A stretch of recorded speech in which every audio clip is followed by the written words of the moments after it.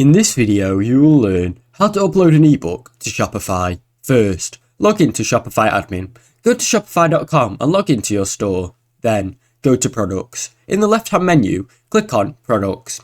Add a new product. Click on add product button. Then, enter a title and description for your ebook. Upload the ebook file. In the media section, select add file. Select your ebook file, such as PDF, EPUB, or any other format. Once the file is published, it will appear in the product images section. Set price. Set your ebook price and SKU, stock keep unit, if needed.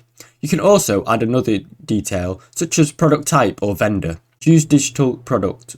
If you're selling a digital product, check this is a digital product to let your customers know that it's not physical. Set inventory and shipping. Since it's a digital product, you do not need to set up shipping or inventory. Ensure you uncheck this in your physical product box. Set inventory as unlimited, as you do not need to track it. Save. Once everything is filled out, make sure to click save. Thanks for watching. Don't forget to like and subscribe.